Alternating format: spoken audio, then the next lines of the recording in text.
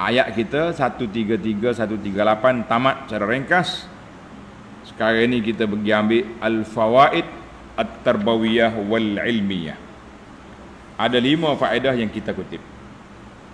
Faedah yang pertama, illa ajuzan fil ghabirin, kecuali seorang makcik tua. Siapa dia makcik tahu? Siapa dia makcik? Bini dia, isteri Nabi Lut. Isteri Nabi Lut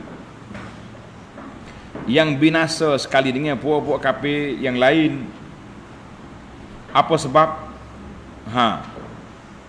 Sebab dia telah menjadi pengkhianat kepada suami dia sendiri.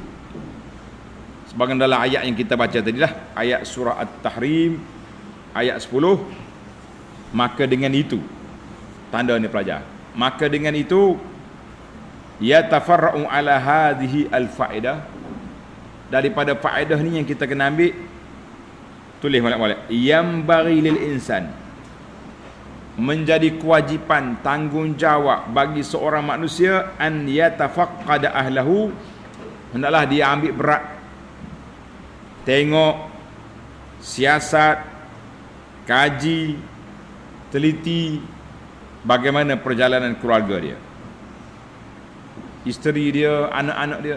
Sekarang ni anak-anak kita bimbang, duduk senyap dalam bilik, tak tahu apa. Mak ayah kena masuk tengok siasat, tengok. Dia tak gimana, apa. Ni alat gadget depan mata dia, dia mengembara seluruh dunia. Body di rumah, tapi otak dia di mana? Kita takut hari ni, memang takut. Kena tengok dulu handphone anak kita duduk kawan dengan siapa, duduk bercik-cik dengan siapa, duduk bertektok apa benda. Bahaya sekarang, jangan ada gurau-gurau. Tengok, wa an yataharra wa an yasbura umruh, siasat, teliti, tengok molek-molek apa yang berlaku pada mereka. Ini yang pertama yang kita kena ambil.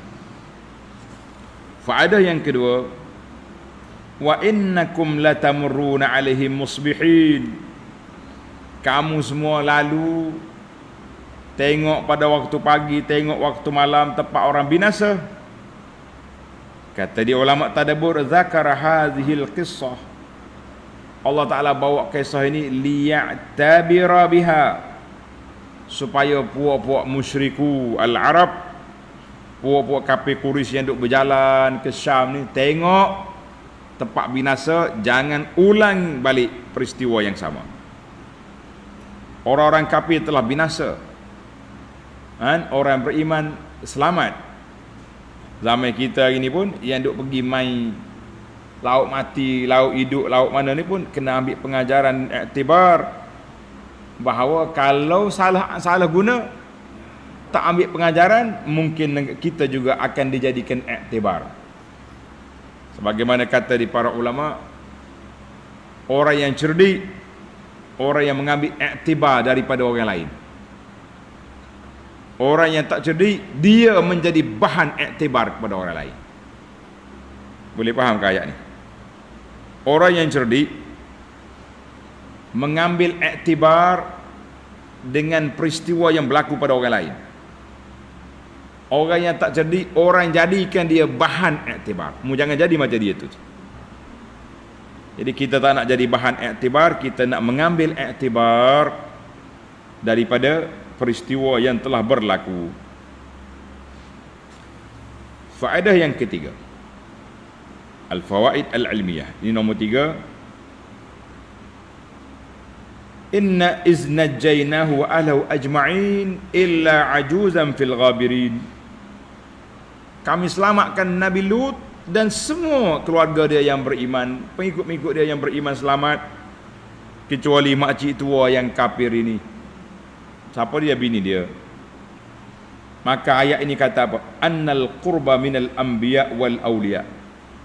Orang duduk dekat dengan Nabi, duduk dekat dengan wali, dekat dengan tuan guru, dekat dengan tuan syekh, tidak memberi faedah apa-apa kalau dia tidak belajar, tidak ikhlas, tidak yakin dengan apa yang diajar. Makcik ni isteri Nabi, Walaupun bini Nabi, binasa dia sekali dengan orang binasa. Abu Lahab, pak saudara Nabi. Abu Lahab, pak cik Nabi, amun Nabi. Ma nazal Quran fi ahadin muayyanin min kufar siwa Abi Lahab. Tulis sikit, kita ambil ilmu tadabbur di sini. Dalam Quran ada dua orang makhluk hamba Allah Ta'ala yang Allah sebut nama. Sebut nama. Yang pertama, mendiang Abu Lahab. Tabbat yada Abi Lahabin. Celakalah tangan Abu Lahab. Kita boleh baca di solat, dalam solat, luar solat. Kalau ada orang kata tak boleh baca surah Al-Lahab ni, menghina Nabi, kita kata apa awak ni? Abu Lahab tu hina Nabi, bukan kita. Allah turunkan ayat ini, dibaca dalam solat, luar solat. Kalau ada orang larang tu, mana dia tak apa betul. Ingat baik. Yang kedua, orang yang paling jauh daripada Nabi sallallahu alaihi wasallam, bukan anak beranak dia. Dia ni hamba yang dimerdekakan. Nama dia Zaid bin Harisah. Allah Ta'ala sebut, falamma qada Zaidun minha wataran. Apabila Zaid selesai daripada isteri dia Zainab, nama dia dirakam dalam Quran. Dua orang hamba Allah, seorangnya pakcik dia yang paling rapat dari sudut keluarga, tapi paling jahat terhadap Nabi sallallahu alaihi wasallam. Yang seorang laginya sangat jauh dari sudut keluarga, dari sudut keturunan, tetapi orang yang paling baik, paling rapat dengan Nabi dari sudut keimanan. Allahu Akbar. Dua orang dalam Quran nama disebut. Zaid contoh kepada yang baik, mendiang Abu Lahab contoh keluarga yang buruk. Na'udzubillah. Dan kita dalam dakwah kita ni kadang-kadang kita tak begitu mengharapkan orang dekat. Orang dekat. Orang dekat. Kita buat pondok contohnya. Orang dekat tak mari. Hak mari mengaji, jauh-jauh. Hak dekat-dekat tu tak. Ini masalah kita. Tak apa. Dia belajar lain tak ada masalah waktu tu. Tapi nak ceritanya kadang-kadang orang jauh yang bagi support, orang dekat tak ambil tahu pun. Biarlah. Itu berbeza. Cuma hal ni nak kata Abu Lahab dengan Zaid. Dari sudut jauh bab keturunan, tapi dekat dari sudut keimanan. Hak ni dekat keturunan, kafir pula dia terhadap Tuhan. Bukan sangat kafir biasa-biasa Abu Lahab ni. Kafir jahat sungguh. Kena ke Nabi macam-macam. Faedah yang keempat, wa innakum latamurruna alaihim musbihin. Kamu lalu pada waktu pagi, kamu tengok, petang pun, malam pun tengok. Al-isyaratu, menjadi isyarat. Manusia bila dia tengok dengan mata dia, lebih kuat keyakinan dia daripada dia dengar khabar. Kita dengar cerita, tak sama kita tengok cerita. Depan mata aku berlaku benda tu. Kita rasa cemas, rasa gerung, rasa macam-macam, tapi kita dengar cerita lain.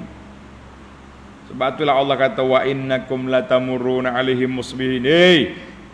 Quraisy, lalu pada waktu pagi tengok kesan-kesan kebinasaan sebelum sampai ke Qura Sadum.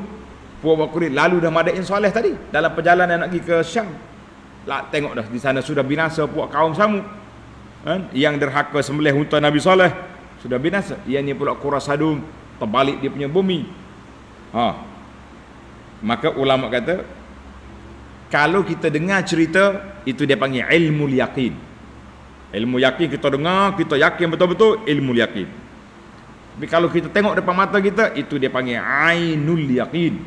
Ainul yaqin. Ainul yaqin, tengok. Apa ni? Ilmu yaqin, tengok. Macam kita hari ni. Tuan-tuan duk tengok saya dalam Facebook ni, dalam internet ni. Ainul yaqin ke ilmu yaqin? Sudah. Nak jawab aja ni. Nak kata ainul yaqin, tak tahu duk mana. Tapi kalau kata ilmu yakin sah dah ada. Aku tengok dia saat ni. Tapi bila mari sini, ni dia tuan dia, ainul yakin. Allahu akbar. Mari kita. PKP sudah berakhir. Mari kita naik tingkat daripada ilmu yakin kepada ainul yakin, insya-Allah. Baik, yang kelima, yang terakhir, Allah di akhir ayat 138, afala ta'qilun. Mengapa kamu tidak mau memikirkan? Kenapa kamu tidak guna akal pemikiran yang baik? Kenapa? Jawab dianya, annal aqla, akal Allah menjadi suatu hakikat yang mengajak manusia untuk melakukan kebaikan dan meninggalkan keburukan. Akal pemikiran yang berfikir itu. Bukan akal tu mana cerdik lah. Berapa ramai orang cerdik bodoh. Cerdik otak cerdik, pick up kata orang. Kalau dia ngapa, dia jawab excellent, A+, pressure. Tapi akal dia tak guna. Buruk akhlak dia. Lain. Lepas tu, awal kata ulama ini, al-aqlu syai' wa zaka'u syai'un akhar. Akal tu satu, cerdik tu satu lain. Wa kullu man kana mukazziban lirasul, setiap orang yang mendusta ajaran Nabi, sombong daripada menerima ajaran Nabi, maka dia panggil orang itu tidak berakal.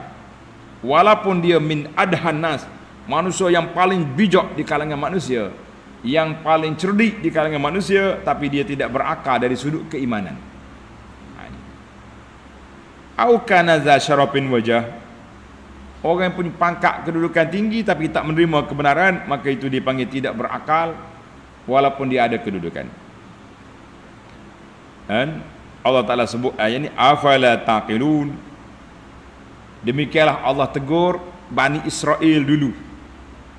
Alladzina ya'muruna an-nasa bil birri wa yansawna anfusahum wa hum yatluna al-kitab. Mu Bani Israel, musuh orang buat baik, mu baca kitab tapi mu sendiri tak buat. Allah kata afala ya'qilun, adakah mereka tidak berakal? Dari ayat ini, oleh kerana ayat ni direct, kafir Quraisy, mu pergi ke Qura Sadum, mu tengok benda tu binasa, afala ta'qilun, sebab ayat tu direct. Kenapa kamu tak berfikir? Maka di sini para ulama kata cerdik lain, akal tu lain. Kita nak kita dua-dua, zakat wal aql, orang cerdik dan orang berakal. Dari sudut akalnya bijak, pengajiannya pandai, berakal pula mengambil iktibar pengajaran, tak buat benda-benda mungkar, benda maksiat, itu orang berakal. Jadi para jemaah sekalian, marilah kita jadi orang berakal dan orang yang cerdik. Ana duk perhati tengok pelajar-pelajar kita ni, cerdik. Orang panggil bijak, genius. Kalau dia ngapa sekali dengan muka surat dia ingat. Dia duk, kita pergi melawak dia, tengok. Ni dalam telinga ni ada 2 wayar ni. Buat apa? Buka, duduk dengar lagu. Depan kitab tafsir, study kitab tafsir dengan lagu. Ni tidak berakal orang lagi ni. Oi, jangan main dia ni. Dia punya kertas 4.4 full markah. Tapi semaya subuh pun bangun tak bangun dia. Islam menilai orang dengan akal, cerdik, berakal, takwa, beriman. Itulah kategori yang sempurna. Kita kata alhamdulillah.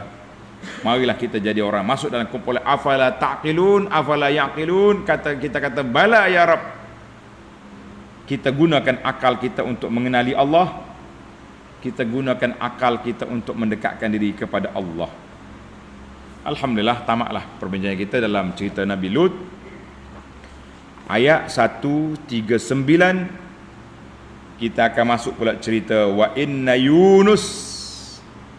Cerita Nabi Yunus pula, insya-Allah. Jadi 3 nabi yang ikut syariat orang lain, iaitulah Ilyas, Lut, Yunus. InsyaAllah dalam sini akan datang. Subhanakallahumma wa bihamdika asyhadu an la ilaha illa anta astaghfiruka wa atubu ilaik.